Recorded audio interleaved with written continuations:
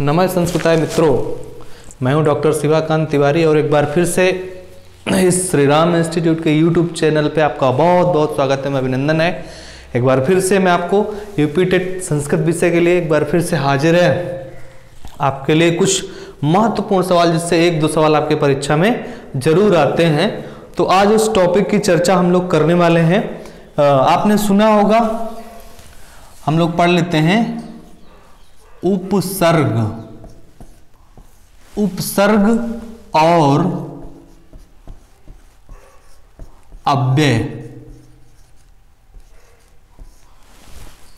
उपसर्ग और अव्यय आपसे परीक्षा में सीधा सवाल पूछा जाता है कि संस्कृत वाङ्मय में उपसर्ग की संख्या कितनी है, तो सीधे उत्तर देना है उपसर्ग की संख्या कितनी है, 22 है। कितनी है उपसर्गों की संख्या? 22 है। और अव्ययों की संख्या निर्धारित नहीं है, यानी 5, 6, 7, 8, 9, 10 फिर ऐसे कुछ अव्यय नहीं है। अव्ययों की संख्या अनंत है। ठीक है ना। अब हम जानेंगे कि उपसर्ग क्या है। आप जानते ही होंगे, बहुत बार आप लोगों ने पढ़ा भी होगा कि उपसर्ग किसी भी शब्द के पहले लगता है। कहां लगता है? किसी भी शब्द के पूर्व में जो लगे वो उपसर्ग है। अब प्रत्येक टॉपिक है जो कि आपको नेक्स्ट वीडियो के माध्यम से आप तक जरूर पहुंचेगा, बहुत ही शानदार तरीके से। वो अंतिम टॉपिक होगा, इससे आपकी फाइनली फिर एक दिन मैराथन पूरा सब चीज रिवाइज करा दी जाएगी। उसको भी आप जरूर देखना ना भूलें। ठीक है, तो हम एक बार देखते क्या है उपसर्ग और अव्यय क्या है। उप माने समीप, उप माने समीप, सर्ग माने रचना करना, सृजन करना। सर्ग माने रचना करना या सृजन करना। तो उपसर्ग और अव्यय हम देखें तो उपसर्गों की संख्या संस्कृत वाङ्मय में कितनी है? 22, अपरिवर्तनशील है। इसमें निश्चित रूप से कितने उपसर्ग हैं? 22 ही हैं। प्रा, परा, ने सभी हम लोग की चर्चा कर लेते हैं। लेकिन उपसर्ग हम होता क्या है, कभी कभी परीक्षा में आपसे पूछता है और हम लोग उसमें जान नहीं पाते कि कौन सा उपसर्ग लगा, गलत कर जाते हैं।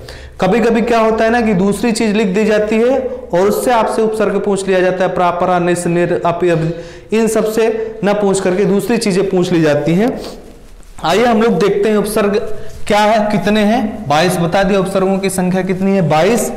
और ये किसी भी शब्द के, किसी भी परीक्षा में सीधा किसी शब्द से पहले आते हैं। किसी शब्द के पहले आते हैं, यानी जो पूर्व में लगे वो उपसर्ग है, जो बाद में लगे वो प्रत्यय। प्रत्यय, ठीक है ना। बाद में क्या लगता है? प्रत्यय, अव्यय नहीं। अव्यय की बाद में प्रत्यय हम लोग अगले टॉपिक में पढ़ने वाले हैं। पूर्व में क्या लगता है? उपसर्ग। मान लो एक जैसे आपसे कहा जाए,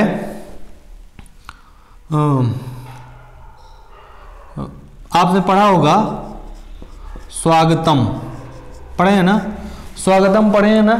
अब उसके बाद में स्वागतम में अगर देखा जाए तो सु और धन आगतम, इसका संधि विच्छेद होता है।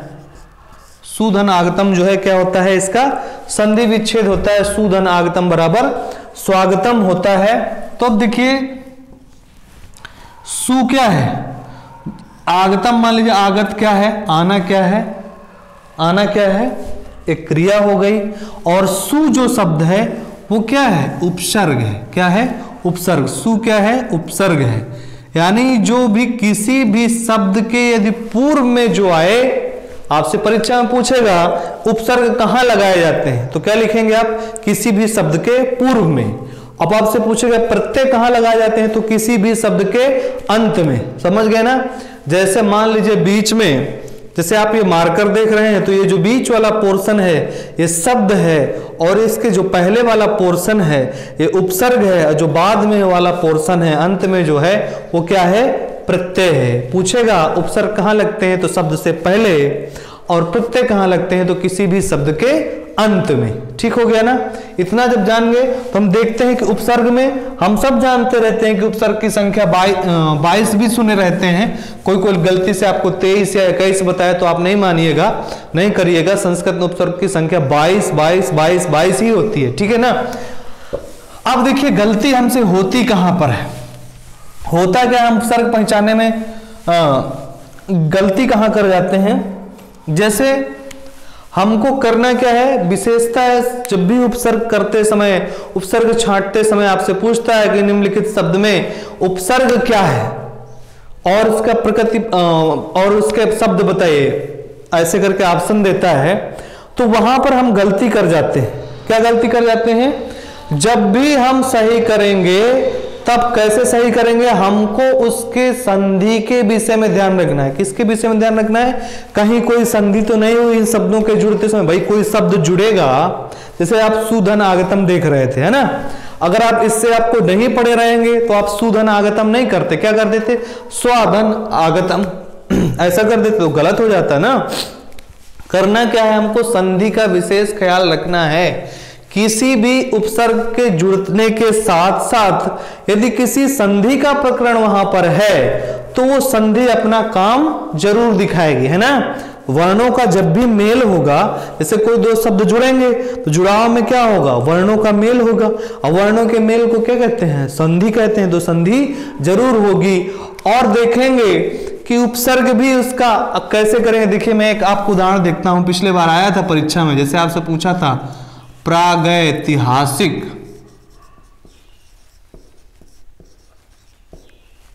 में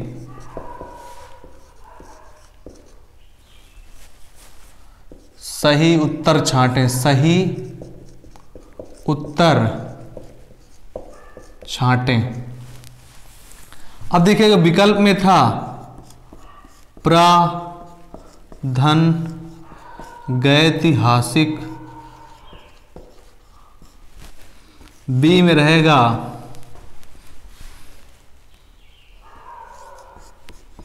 प्राग धन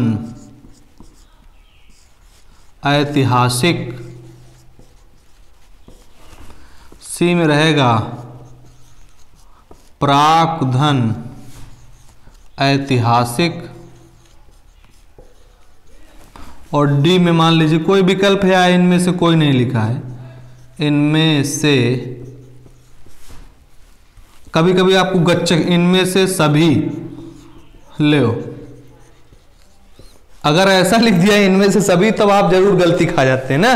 कैसे सही करेंगे, देखिए प्राधन ऐतिहासिक, प्राग धन ऐतिहासिक, प्राक धन ऐतिहासिक, इनमें से सभी। तो देखिएगा प्राधन ऐतिहासिक, गैतिहासिक पहली बात तो हमारे संस्कृत वांग में हो चाहे हिंदी वांग में कोई शब्द नहीं होता। ऐतिहासिक तो होता है ना, ऐतिहासिक तो होता है, लेकिन प्राग शब्द नहीं है।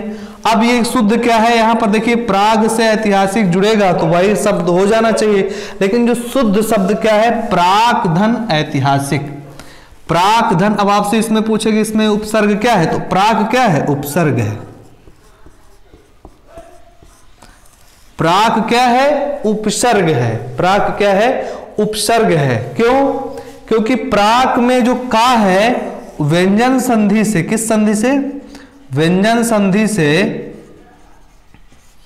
जो प्राक का का है वो का की जगह में क्या हो जाता है, गा, तो क्या बन जाता है, प्रागैतिहासिक। क्या बन जाता है, प्रागैतिहासिक।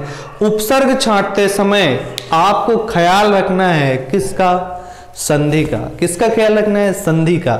इस संधि का अगर आपने ख्याल कर लिया तो मुझे नहीं लगता, संधि का ख्याल रखिएगा और किसका ख्याल रखिएगा, दोनों शब्द शुद्ध होने चाहिए। अशुद्धता आप, क्योंकि जो व्याकरण है वो किसी भाषा को शुद्ध, भाषा पहले है व्याकरण बाद में है, तो ऐसा व्याकरण कभी ना हो जो भाषा को क्या कर दे, अशुद्ध कर दे, ठीक है ना, क्योंकि भाषा पहले व्याकरण बाद में।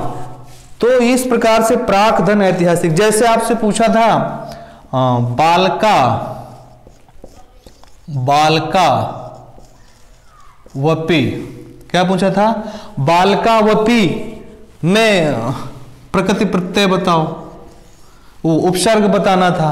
अब देखिए बालका वपी लिखा है तो आप इसका उदाहरण मान लीजिए विकल्प में आ गया बालक धन आवपी, है ना, फिर भी हो गया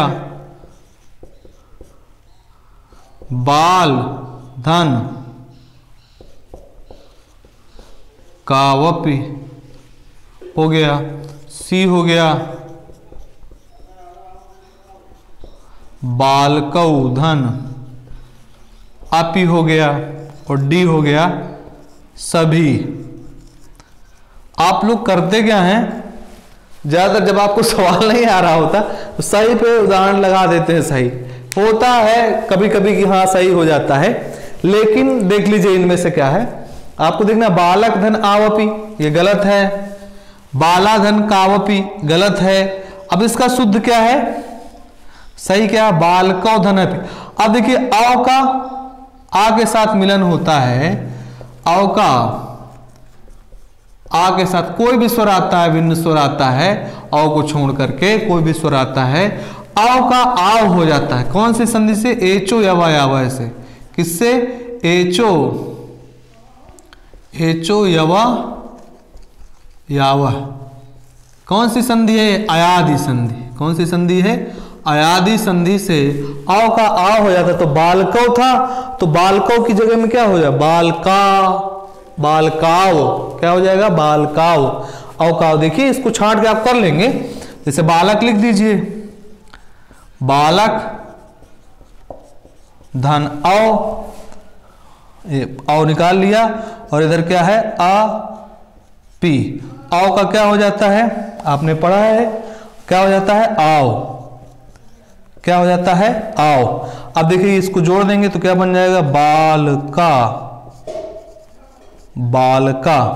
अव्वा आ जुड़ जाएगा, बालका व पी। क्या बन जाएगा, बालका व पी। क्षम्यता में यहाँ पे बालका छोटा ला था, हाँ बालका व पी। तो बालका व पी ऐसे बन जाएगा, ठीक हो गया ना। क्या बन जाएगा, बालकावपी में पूछेगा उपसर्ग क्या है तो क्या बताएंगे, बालकौ। क्या है, बालकौ। ठीक हो गया ना। अब शब्द क्या है, अपी है। तो इस प्रकार से आप देखेंगे कि बालकावपी में संधि काम की ना। तो इसी प्रकार से हर एक उपसर्ग में अगर आपने इतना ख्याल रख लिया कि हर एक उपसर्ग में संधि का आपने ख्याल रख लिया, तो आपसे कभी जीवन में उपसर्ग छांटना गलत नहीं हो सकता। इस बात का आप गांठ बांध करके रख लीजिए कि हमको देखना है, चेक करना है कि कोई संधि काम कर रही है क्या। यदि संधि काम कर रही है, चूंकि वर्णों का मेल है तो निश्चित रूप से संधि काम करेगी। तो उस प्रकार हम उस शब्द को ढूंढेंगे और हम लोग सही, चाहे हिंदी में पूछेगा और चाहे संस्कृत में पूछेगा, आप उपसर्ग को एकदम सही करके आएंगे। सिर्फ मैं एक बार उपसर्ग सारे लिख देता हूं, 2200 उपसर्ग जिनकी संख्या मैंने आपसे 22 बताई है, उनको लिख देता हूं। और फिर उनसे संबंधित आपसे कभी परीक्षा में सवाल पूछेगा तो मुझे नहीं लगता है कि गलत होगा। क्यों? क्योंकि आपको ख्याल रखना है सिर्फ और सिर्फ किसका, संधि का। क्योंकि वर्णों का मेल होने चल रहा है। जब वर्णों का मेल होता है तो अपने संधि अपना असर जरूर दिखाती है। तो हम लोग 2200 उपसर्ग के विषय में थोड़ा थोड़ा लिख लेते हैं। 2200 उपसर्ग को मैं लिख लेता हूं आपके सामने। चलिए देखिए, प्र, परा, प्रा, परा, अप, अप, सम, अनु, अब, अनु, अब, आवो, अब नहीं, आवो, है ना। जैसे आपने पढ़ा होगा, आव से बने हुए बहुत सारे शब्द होते हैं, जैसे अवगुण, अवनति, ठीक है ना। सातवां है निस, निर, निस, निर, दुस, दुस, दुर, दुर, दुस, दुर, वी, वी। 12वां है आंग। अब इसको एक बार थोड़ा समझ लेंगे, तुरंत आपके समझ में आ जाएगा। आंग, नी, नी, अधि अतिसु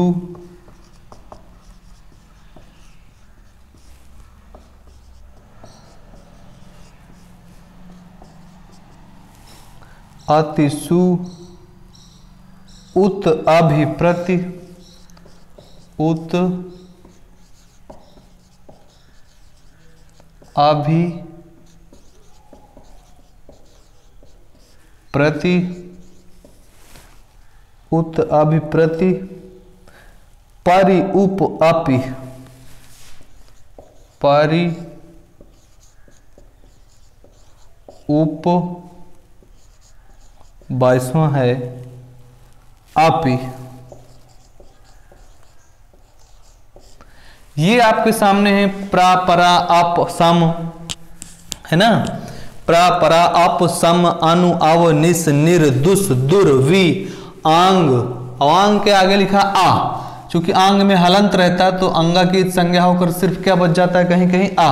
आपसे पूछे ओरिजिनल उपसर्ग आंग ही होता है, क्या होता है, आंग होता है, जबकि कहीं कहीं आ लिखा रहता है। चलिए हम इसके बाद एक दो उदाहरण इनके देख लेंगे, तुरंत आपके समझ में आ जाएगा। आंग नी अधि अति सु उत अभि प्रति परि उप अपि, ये ऐसे 22 उपसर्ग, 22 आपको रट्टा मार के नहीं जाना, ठीक है ना, क्योंकि परीक्षा में करना है क्या है, आपको सही करके आना। कैसे करके आएंगे मैंने बता दिया, आपको संधि का ख्याल रखना है। इनके सबके एक एक उदाहरण देख लेते हैं, बस खत्म करते हैं। जैसे आप देखे होंगे प्रा के उदाहरण देख लेते हैं। प्रा का है आपको जैसे प्रख्यात, क्या है, प्रख्यात हो गया, प्रहार हो गया, ठीक है ना। अब आप प्रख्यात में पूछेगा तो क्या उपसर्ग लगाएंगे, प्रा। प्रहार में क्या लगाएंगे, प्रा। और जैसे परा है, परा में देखेंगे जैसे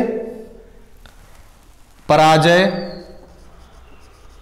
अच्छा संस्कृत है तो पराजय, प्रख्यातः, प्रहारः, ऐसा करके जोड़ लीजिएगा, ठीक है ना। अब जैसे आ है तो क्या हो जाएगा, अपमान, क्या हो जाएगा, अपमान, ठीक है ना। अब इसका देखिए सम का जैसे संस्कृत देख लो, संस्कृत, संकल्प, है ना। अब संकल्प में पूछेगा, है ना, संकल्प में क्या है तो सम है। संस्कृत में पूछेगा उपसर्ग क्या है तो सम है, ठीक है ना। तो संस्कृत करते हैं ना, सम धन क्री,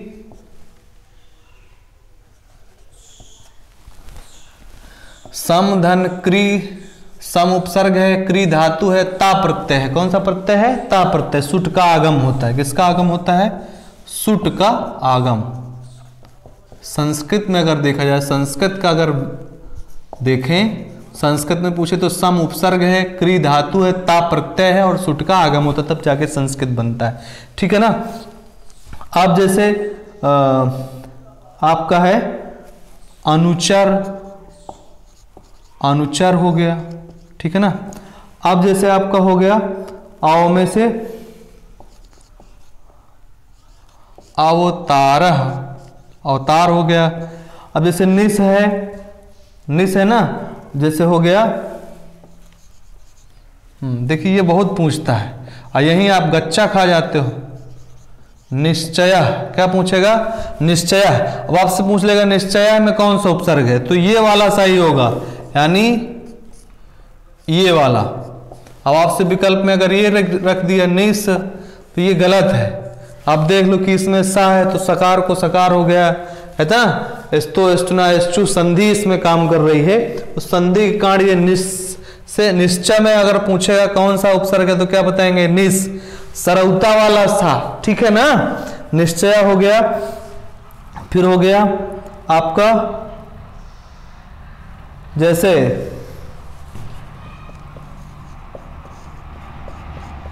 निर्गच्छति, निर्गच्छति में पूछे कौन सा है तो देखिए आप, देखिए निर्गच्छति लिखे ना, तो निर्गच्छति में कौन सा उपसर्ग हो जाएगा, निर हो जाएगा, ठीक है ना। आप जैसे दुष् में है तो जैसे दुष्करः, मान लीजिए दुष्कर कठिन कार्य आ गया तो दुष्कर में आपसे पूछेगा, तो अब आप ये वाला नहीं सही करेंगे, ये गलत है। कौन सा उपसर्ग है? ये स्नाष्टु संधि से सकार का ये वाले सा का ये वाला सा हो जाता है, ठीक है ना। फिर है दुर, दुर में हो जाएगा आपका जैसे दुर्गति। दुर्गति में कौन सा उपसर्ग है? अब जैसे वी है विज्ञान, क्या हो गया? विज्ञान हो गया, ठीक हो गया ना। विज्ञान में भी कौन सा उपसर्ग है? वी। अब जैसे है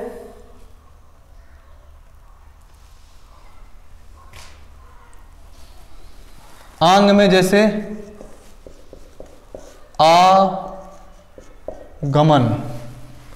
आगमनम अगर कहीं लिखा है, अगर आगमनम में आपसे पूछे कौन सा उपसर्ग है तो क्या बताएंगे? आंग है। कौन सा उपसर्ग है? आंग है। आंग विकल्प में नहीं है तो क्या सही होगा? आ। क्या सही होगा? आ। पहले तो आंग सही है, आंग विकल्प ना हो तो कौन सा उपसर्ग माना जाएगा? आ। ठीक हो गया ना। हाँ, फिर उसके बाद में जैसे नी है तो जैसे निषेध, आपसे पूछ लिया निषेध में कौन सा है तो आप क्या बनाएंगे? फिर इसमें वाला निस न ढूंढने लगना ना, निश्चय वाला, तो आप क्या लगाएंगे? निषेध में कौन सा उपसर्ग है? नी। उपसर्ग हमेशा कहाँ लगता है? पहले। जैसे है अधि है, अब आपसे पूछ लिया अध्ययन, अध्ययन में पूछे कौन सा उपसर्ग है तो क्या बताएंगे? अधि। क्यों? आधि। आधि के ई का क्या हो जाएगा? या। ई का क्या हो गया? या। किस संधि से? इको यण संधि का सूत्र यहां पर काम कर दिया है, तो आधिधन अयन बनाते हैं ना, प्रतिधन एकम बराबर प्रत्येकम बनाते हैं ना, तो ऐसे इस यहां पर आधिधन अयन बराबर क्या हो जाएगा? अध्ययन है। अध्ययन में पूछे उपसर्ग क्या तो क्या बताएंगे? अधि। अध तो नहीं लिख देंगे, क्या करेंगे? अधि, क्योंकि ई का या हुआ है। किस संधि से? संधि का अगर आपने ध्यान रख लिया तो समझ लीजिए आपसे कभी गलत नहीं हो सकता। फिर जैसे है अत्याचार, ये दोनों एक ही प्रकृति के हैं, अधियति, क्योंकि ई है तो यण संधि ही काम करेगी। कौन सी संधि काम करेगी? यण संधि। आधि है तो अध्ययन है, आति है तो अत्याचार है, आति धन आचार है, इसका विच्छेद करते हैं ना, आति धन आचार है। अति हो गया तो ई का या हो जाता है तो क्या बन जाता है? अत्याचार है। अब जैसे सुधन, अब आपसे पूछेगा सीधे स्वागतम में, किसमें पूछेगा? स्वागतम में, तो क्या बताएंगे? सु उपसर्ग। क्या बताएंगे? स्व तो नहीं लिख देंगे ना, गलत हो जाएगा। स्व अगर उपसर्ग लिख देंगे गलत। सु उपसर्ग क्या है? सु, संधि काम कर रही, ठीक है ना। अब जैसे आपसे पूछ लिया उद्धार में, उद्धार में आपसे पूछ लिया कौन सा उपसर्ग है तो क्या बताएंगे? क्या बताएंगे? उन्नति। उन्नति में पूछ लिया, ये देख लेना विशेष गौर करके, ये देखने लायक है, उद्धार और उन्नति। इससे उपसर्ग क्या होगा? उत। क्या होगा? उत। उत धनहार बराबर उद्धार, उत धन उन्नति बराबर उन्नति, ठीक है ना। अभी है तो अभी के देखिए, अभी के दो चार उदाहरण इसको भी देख लेते हैं। जैसे है अभ्यागत, अभ्यागत अभिमान, आप कर लेते होंगे, मैं मानता हूं, इससे एक दो सवाल जरूर आएगा आपके हिंदी में भी संस्कृत में। अगर आपको आपने इसको देख लिया तो फिर आपसे कभी गलत नहीं हो सकता, ठीक है ना। आप संधि का प्रकरण याद है। अभ्यागत में अभिधन आगता है, इसमें भी यह संधि काम कर रही है ना, अभ्यागत हो गया। अभिमान है, अभिधन माना है, अभिमान हो जाएगा, ठीक है ना। अब जैसे है अप्रत्युत्तर, इसमें पूछे तो क्या हो जाएगा? प्रति। प्रत्युत्तर हो जाएगा ना। प्रतिकूलम, प्रतिकूलम, इन सब में क्या है? प्रति। अब आप इसमें देखेंगे प्रति, ई का या हो गया ना, कौन सी संधि? अब जैसे ये है पर्यावरण, और पूछा जाता है परिधन आवरण, पर्यावरण है ना। तो पर्यावरण में कौन सा है, देखिए यण संधि वाले बहुत से मिल गए आपको, ये अधि, अति, प्रति, परि, है ना, एक अपि मिलेगा और अभी, ठीक है ना। तो पर्यावरण में क्या हो जाएगा, परि धन आवरण बराबर पर्यावरण। तो पर्यावरण में आपसे पूछेगा तो क्या बताएंगे, परि उपसर्ग, कौन सा उपसर्ग है, परि, ठीक है ना। फिर उसके बाद में अगला है उपेंद्र।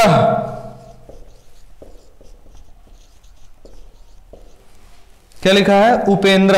अब मान लीजिए पूछ लिया आपसे उपेंद्र में, तो आप पता नहीं ढूंढते रह जाएं।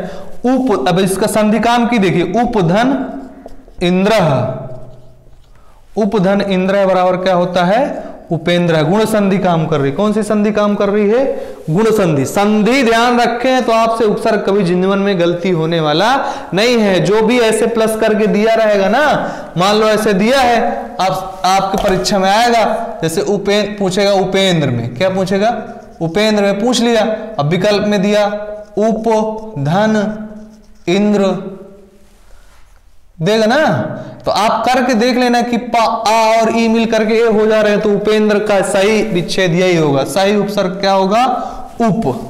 ठीक हो गया ना। फिर है अपि, अपि अंतिम उपवर्ग है। जैसे देखिए अपि गिर्ण,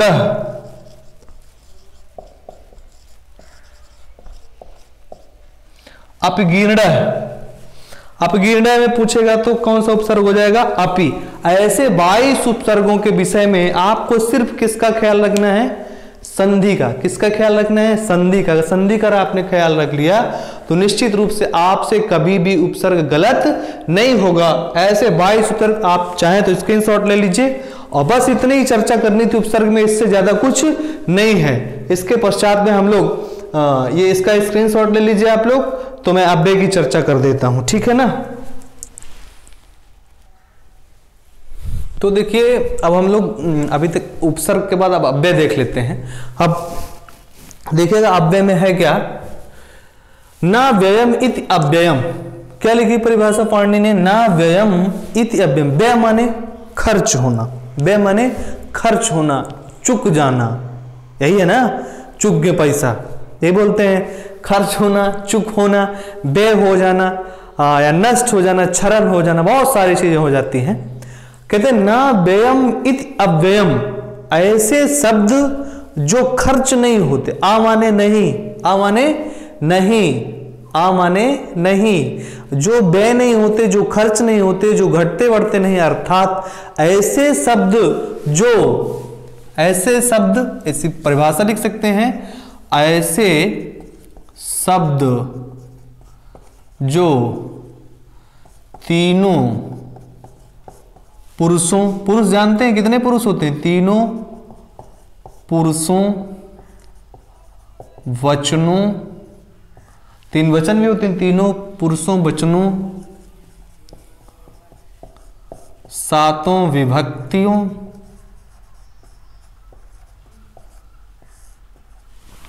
सातों, ऐसे शब्द जो तीनों पुरुषों वचनों सातों विभक्तियों आदि में, तीनों पुरुषों वचनों विभक्तियों आदि में परिवर्तित न, परिवर्तित ना हो, है ना, अर्थात जैसे हैं, जैसे हैं वैसे रहें, जैसे हैं वैसे रहें, तब आप समझ जाइए कि वो क्या है, अव्यय है। क्या है, अव्यय है, ठीक है ना। ऐसे शब्द जो तीनों लिंगों में, तीनों वचनों में, सभी विभक्तियों में इनका कोई रूप नहीं चलता है, ये सीधे जैसे हैं वैसे रहते हैं, इसीलिए इनका नाम क्या है, अव्यय। जहां कहीं भी मिलेंगे नहीं कि यदा है, कदा है, तदा है, सम है, ये दूसरी जगह जहाँ तो यदापि पदापि ऐसे करके कुछ चीजें हो जाए, ऐसा परिवर्तन नहीं होता, इसीलिए इनका नाम क्या है, अव्यय। इसीलिए क्या नाम है, अव्यय। मैं आपको उपसर्ग के साथ इसलिए बढ़ाने का प्रयास किया कि आप ये भी जाने कि जितने भी उपसर्ग हैं, उपसर्ग की संख्या कितनी है, 22 है। वो 22 के 22 उपसर्ग अव्यय हैं। क्या है? अव्यय हैं। ठीक हो गया ना। अब आपसे कोई पूछे उपसर्ग कैसे हैं, अव्यय हैं, तो हाँ बताएंगे कि उपसर्ग क्या है, अव्यय। ये देखिए अव्यय के प्रकार, अव्यय अगर देखा जाए तो 4 प्रकार के होते हैं। किस प्रकार के होते हैं? कितने प्रकार के? 4 प्रकार के होते हैं। संख्या इनकी निर्धारित नहीं है कि इतने अव्यय हैं, बहुत सारे संस्कृत वाङ्मय में बहुत सारे अव्यय हैं। तो देखिए उसके प्रकार, अव्यय के प्रकार लगभग कितने होते हैं? लगभग क्या होते ही हैं? 4। कितने होते हैं? 4 प्रकार होते हैं। पहला उपसर्ग। क्या है? उपसर्ग। उपसर्ग में प्रा, परा, अप, सम, है ना, निस, प्रति, उप, जितने भी आप देख रहे हैं वो सब क्या है? जितने भी 2200 उपसर्ग जो हैं वो सब क्या है? अव्यय हैं। 2200 जो उपसर्ग यानी आपसे कोई पूछे उपसर्ग क्या है, एक प्रकार के अव्यय हैं। कहां लगते हैं? शब्द से पहले लगते हैं। ठीक हो गया। फिर है जैसे प्रा है, परा है, अप है, सम है। आपसे परीक्षा में पूछ ले प्रा क्या है, उपसर्ग विकल्प में ना हो, आपसे पूछ ले निम्नलिखित में अव्यय छांटो, प्रा विकल्प में हो तो प्रा भी सही होगा, क्योंकि प्रा क्या है? अव्यय है। ठीक हो गया ना। फिर है क्रिया विशेषण, अद्य, अत्र, अधुना आदि। अद्य है, अत्र है, अधुना, बहुत सारे शब्द हैं। एक क्रिया विशेषण। क्रिया विशेषण आप जानते हैं ऐसे वर्ण जो क्रिया की विशेषता बताते हैं, धातु की विशेषता बताते हैं, क्रिया की। हाँ, वो धीरे धीरे चलता है, क्रिया की विशेषता है, चलने की विशेषता बता रहा है। बहुत तेज दौड़ता है, दौड़ने की विशेषता बता रहा है। ऐसे क्रिया विशेषण शब्द अद्य, अत्र, अधुना संस्कृत वाङ्मय में क्या कहलाते हैं? अव्यय कहलाते हैं। क्या कहलाते हैं? अव्यय कहलाते हैं। फिर समुच्चय बोधक। समुच्चय का मतलब होता है समूह, संगठन। च माने और, इति, तथापि, ऐसे बहुत सारे जितने समुच्चय बोधक शब्द हैं वो भी सब किसके अंतर्गत आते हैं? अव्यय के अंतर्गत आते हैं। ठीक हो गया ना। फिर है मनोविकार। इनसे मन के विकार का शब्द ही बोल दिए जाएं तो उससे मन के अनुभूति, मन में कैसा महसूस हो रहा है वैसा भाव आ जाता है। जैसे अब बोल दिया जाए, हम मान लीजिए बढ़िया जैसे परीक्षा हो जाएगी, परीक्षा के पश्चात क्या करेंगे अपन लोग? छेना ना बढ़िया पेपर जाएगा तो छेना खाएंगे, नहीं तो यार चल मिला पहले हटा 90 हो रहे हैं कि नहीं, 82 हो रहे हैं कि नहीं, ऐसी चिंता करेंगे। पेपर बढ़िया जाएंगे, पेपर में ये सब देखे पड़े रहेंगे। जैसे देखेंगे संस्कृत पेपर तो क्या, आहा मजा आए, बढ़िया पेपर आया, 30 में 30 रगड़ देंगे, 30 में कोई लोग 31 रगड़ देंगे। 31 कैसे रगड़ेंगे? हिंदी वाले हम कुछ मार देंगे ना, तो 35-40 रगड़ दोगे। संस्कृत के नाम से कितने रगड़ दिए? 35-40। ठीक हो गया ना। आहा, अहो, हंत, धिक, अरे आदि बहुत सारे शब्द हैं जो आपके अव्यय के अंतर्गत कहलाते हैं। ठीक हो ना, हो गया। अब आपसे जैसे पूछ लिया जाता है, एक शब्द मैं आपसे और बता दूं, अभी हम लोग समास की चर्चा करने वाले हैं अगले वीडियो में। जैसे यथाशक्ति,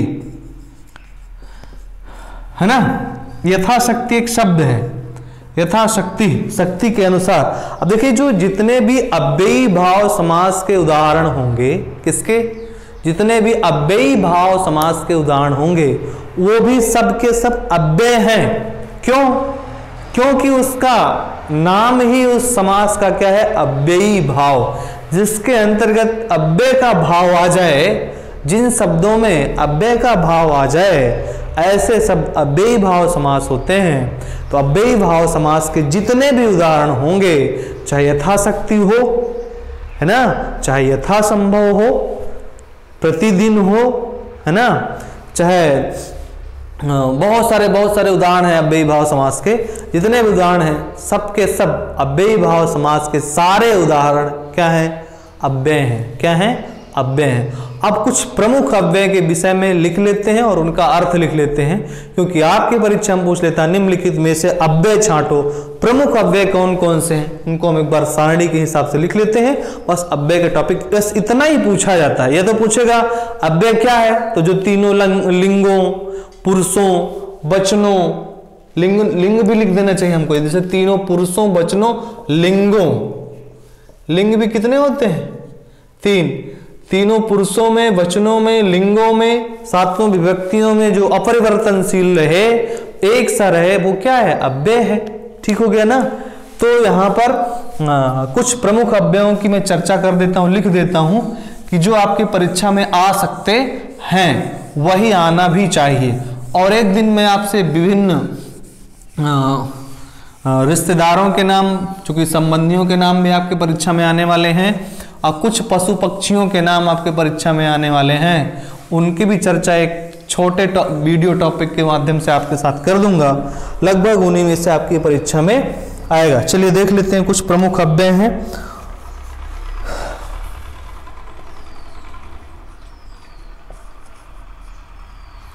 अव्यय हैं, जैसे है पहला है सदा। अव्यय तो लिखा है, यहां से लिख देता हूं।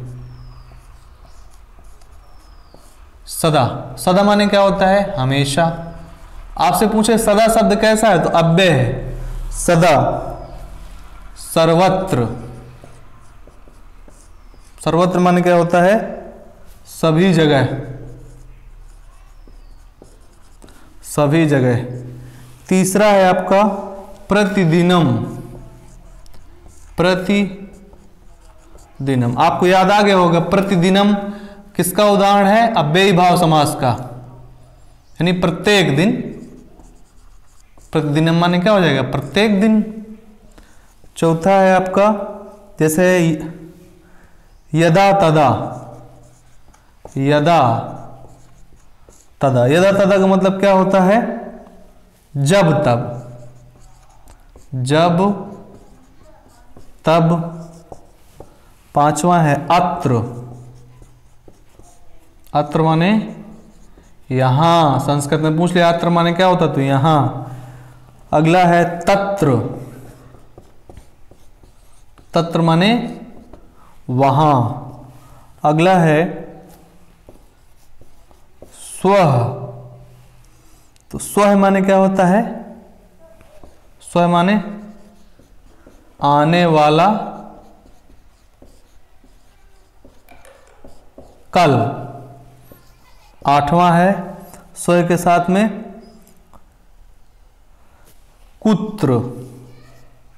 अच्छा, एक शब्द आप याद कर लिए, है माने क्या होता है? जैसे आने वाला कल, इस माने होता है बीता हुआ कल। बीता हुआ कल। इसका कभी कभी विलोम पूछ ले, स्वः का तो है माने क्या होता है? बीता हुआ कल, और स्वः माने आने वाला कल। ठीक है ना? कुत्र माने कहां। कुत्र माने, तो ये माने नहीं, यद, सदा, सर्वत्र, प्रतिदिनम, यदा तदा, अत्र, तत्र, स्वः, कुत्र। कायदे से मुझे ये अर्थ नहीं लिखने चाहिए। क्यों? क्योंकि आप अर्थ के चक्कर में अनर्थ कर जाएंगे। क्या अनर्थ कर जाएंगे? हमको पढ़ना है सदा, सर्वत्र, प्रतिदिनम, यदा तदा, अत्र, तत्र, स्वः, कुत्र। ये सब क्या है? अव्यय। परीक्षा में आपकी यही पूछेगा, उसका भावार्थ नहीं निकलाएगा आपसे। हो सकता है कभी आपसे पूछ ले तो वो आप कर ले जाएंगे, भावार्थ उसका निकाल ले जाएंगे, लेकिन आपको जानना क्या है, आना क्या है? आपको ये आना चाहिए कि स्वयं माने क्या है, कुत्र माने कहा क्या होता है। ये सब सारी चीजें आपको, ये सदा, सर्वत्र, प्रतिदिनम, यदा तदा, अत्र, तत्र, स्वः, कुत्र, ये सब परीक्षा में आपके पूछ लेता है। फिर है अगला है एवं। एवं माने जानते हैं ऐसा, है ना? कथम। कथम माने कैसे। ठीक है ना? अद्यव। अद्यव माने आज ही। ठीक है ना? अद्यव। फिर अगला है प्रातः।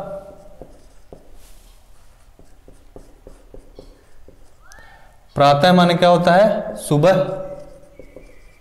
है ना? प्रातः। यथाशक्ति। यथाशक्ति। यथाशक्ति माने क्या होता है? शक्ति के अनुसार। शक्ति के अनुसार।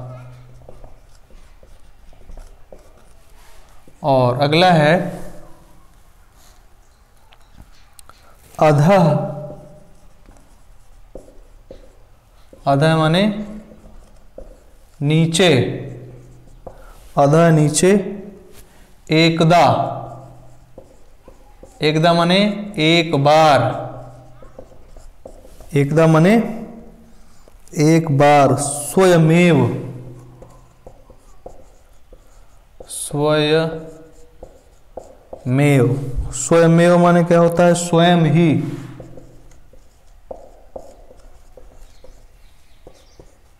स्वयं ही, बिना, बिना माने बिना, आपके बिना मैं नहीं जी सकती या नहीं जी सकता, ऐसा ऐसा हम लोग ये वाक्य प्रयोग करते रहते हैं अक्सर, बल्कि वास्तविकता में कुछ होता नहीं है, सब जीते जाते रहते हैं ना, लेकिन बोलने में कहा जाता है ना, वो है ना, ये दिल तुम बिन कहीं लगता नहीं, हम क्या करें। अब आगे पूरी लाइन नहीं सुनाऊंगा, पूरी फिर कभी जब आपका परीक्षा हो जाएगी तब फिर आपको किसी दिन बढ़िया बहुत सारी गजलें और बहुत सारे संगीत, चूंकि मुझे भी लगता है, ऐसे लग रहा है कि मेरा भी पेपर है, तो वैसे ही मैं भी काम करता हूँ, जल्दी जल्दी कहीं कहीं व्यस्तता रही, एक आध जगह जाना वाना हो गया, इसकी वजह से मैं आपको वीडियो नहीं दे पाया, उसके लिए क्षमा प्रार्थी हूँ आपसे।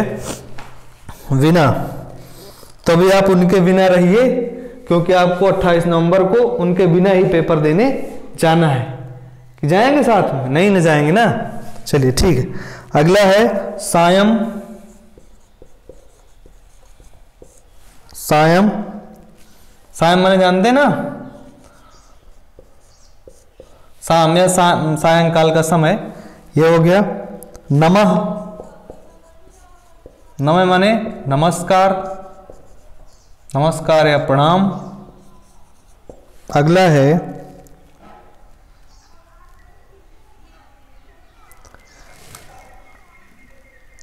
नक्तम, ये महत्वपूर्ण हो जाता है, क्योंकि देखिए नक्तम माने है रात्रि में, है ना, नक्तम माने रात्रि में। दिवा, दिवा माने दिन में। अधुना,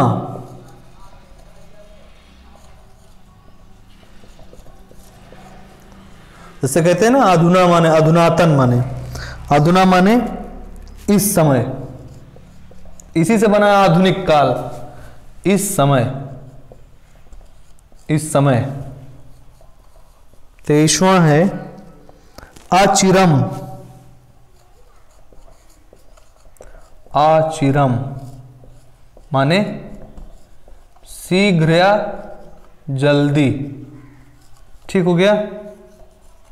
अगला है उभयतः,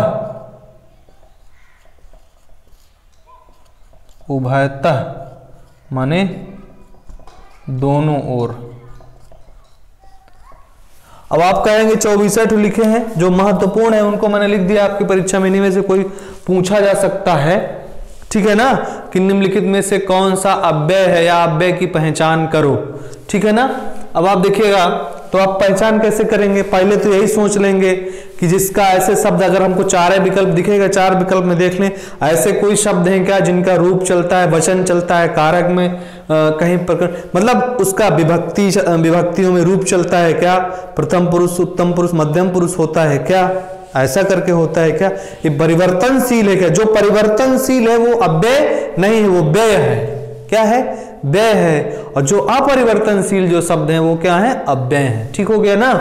जैसे जिसमें कोई, इन्हीं को कहा जाता है विकारी या विकारी, जिनमें कोई विकार ना पैदा हो वो अव्यय, अविकारी कहलाते हैं। अव्यय का एक नाम क्या है, अविकारी, अविकारी, और जिनमें विकार पैदा हो जाए वो विकारी, संज्ञा है, सर्वनाम है, क्रिया विशेषण, सब में जिनमें संज्ञा और सर्वनाम में क्या हो जाता है, विकार पैदा हो जाता है। अब देखिए तो हमको अभी अव्यय देखना है। क्या देखना है, एक बार पढ़ लीजिए मेरे साथ। सदा, सर्वत्र, प्रतिदिनम, तदा, यदा तदा, अत्र, तत्र, स्वः, कुत्र, एवं, कथम, अद्यैव, प्रातः, यथाशक्ति, अधः, एकदा, स्वयमेव, विना, सायं, नमः, नक्तम, दिवा, अधुना, अचिरम, उभयतः। ऐसे ले जा करके असंख्य रूप से क्या है, अव्यय है। इन सबको आपको रटने की जरूरत नहीं है, सिर्फ एक बार एक नज़र में देख लेंगे। 1 नंबर का सवाल यहाँ से आएगा, 1-2 नंबर का उपसर्ग से आएगा, तो उसको आप यहाँ से कर ले जाएंगे। सारे उपसर्ग 22 के 22 उपसर्ग क्या हैं, अव्यय हैं। इतनी चर्चा करनी थी, ठीक है। उसके पश्चात में हम लोग 2-3 टॉपिक आपको और देने वाला हूँ। एक जो विभिन्न प्रकार के सगे संबंधियों के नाम है, अपने संबंधियों के नाम हैं, और विभिन्न प्रकार के पशु पक्षियों जीव जंतुओं के नाम हैं, उनको आप तक पहुंचाना है। और एक है कि आपको जो है समास देना है और प्रत्यय देना। समास प्रत्यय का एक एक वीडियो रहेगा, कल परसों में आपके सामने समक्ष होगा। और ये भी आपके सामने इन 2 दिनों में, 1-2 दिन में आपकी संपूर्ण संस्कृत पूरी हो जाएगी। उसके पश्चात में जो भी रहेगा, या मान लीजिए जैसे आपको बहुत सारी चीज़ें जो महत्वपूर्ण मुझे लगेंगी हिंदी आदि में, किसी भी विषय में लगेंगी, तो उनका अगर मुझे पास समय मिलेगा तो निश्चित रूप से उनका भी एक एक वीडियो आप तक पहुंचाने का प्रयास करूंगा। और भी लोगों तक इस वीडियो को जरूर शेयर किया करें ताकि अन्य लोगों तक भी ये जानकारी पहुंचे। ठीक है। नमः संस्कृताय, बहुत बहुत धन्यवाद।